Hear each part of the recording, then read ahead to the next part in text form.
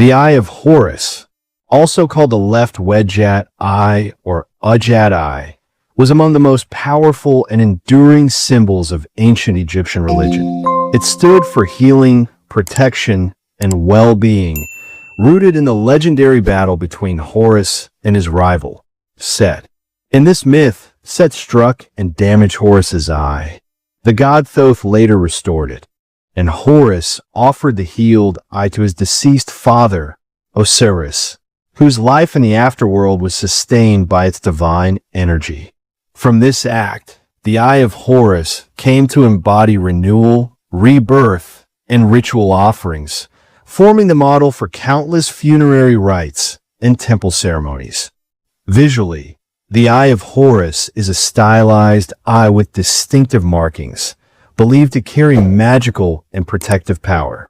It became one of Egypt's most widespread symbols, appearing on amulets, coffins, carvings, boats, and stelae from the Old Kingdom, circa 2686 to 2181 BC, through to the Roman era.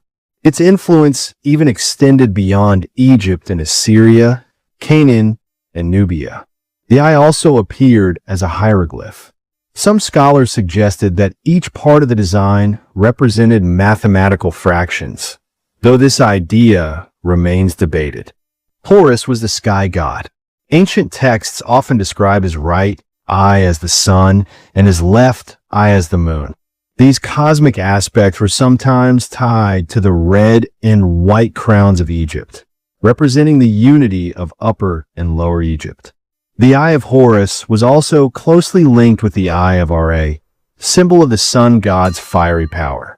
Over time, scholars distinguish them, the Eye of Horus as lunar, the Eye of Ra as solar. Yet not all agree. Some argue this clear separation didn't exist until the New Kingdom, circa 1550 to 1070 BC. Others, like Rolf Krauss, suggest the eye originally represented Venus, the morning and evening star, before becoming tied to the moon. Egyptologist Katia Gobes sees the two eye myths as variations of the same mythium, a divine eye lost, damaged, or stolen, only to be restored. Whether Ra's fleeing eye or Horus's wounded one, the story always symbolized cosmic order, kingship, and restoration. The pyramid texts of the Old Kingdom, Egypt's earliest religious writings, already describe Set injuring Horus's eye. Sometimes Set steals, tramples, or even eats it. Yet Horus always reclaims it, often with help from Thoth or Hathor. Later writings expanded the myth.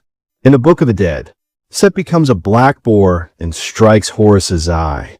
In the contendings of Horus and Set, he plucks out both eyes and buries them, which then sprout as lotuses. Hathor restores Horus's sight with gazelle's milk.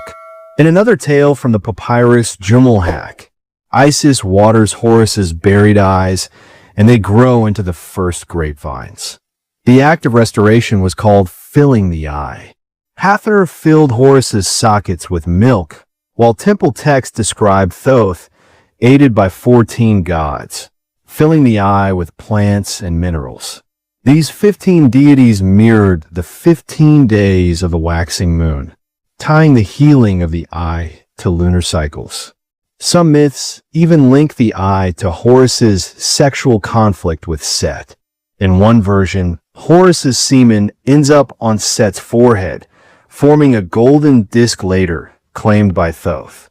This disc, too, was seen as a form of the Eye of Horus. Across all variations, the central theme remained: wounding, loss, restoration, and renewal.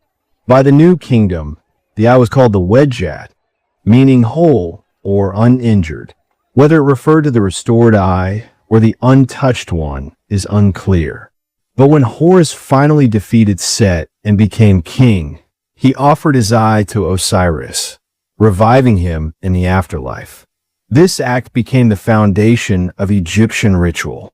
Every offering of food, drink, or incense symbolically represented Horus giving his eye to Osiris. The eye came to embody Ma'at, the principle of truth, balance, and cosmic order, maintained through offerings and temple rites. The Eye of Horus was tied to Egypt's lunar festivals, such as the Blacked-Out Moon Festival, the monthly festival, and the half-month festival. These rites connected the moon's phases with the healing of the eye. It also held a special place in medicine and healing. Egyptian medical papyri blend practical remedies with spiritual invocations, often equating patients with Horus so they might heal as he did. Physicians were likened to Thoth, the healer of the eye, and even their tools are described as the measure of the eye. The eye was particularly invoked against eye diseases and served as divine protection for the body. Horus himself was depicted as a falcon, and the eye's design carries falcon-like markings, the extended line beneath the eye and the distinctive curve ending in a spiral.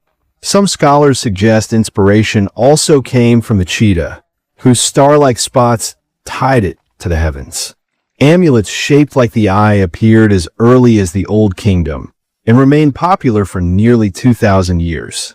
Crafted from faience, gold, glass, and precious stones, they were placed on mummies, often over the chest or embalming incision.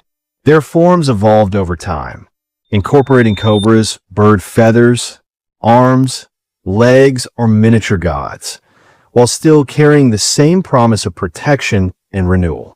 The eye was painted on coffins so the dead could see, carved onto boats to guide them, and even tattooed on bodies for personal protection.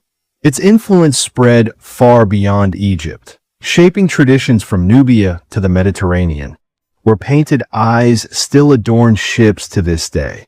The Eye of Horus was also used as a hieroglyph, cataloged as D10.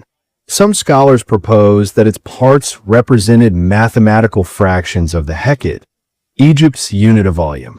Though later research questions this theory, the idea remains widely taught, symbolizing the eye as both myth and measure, broken pieces restored to a whole.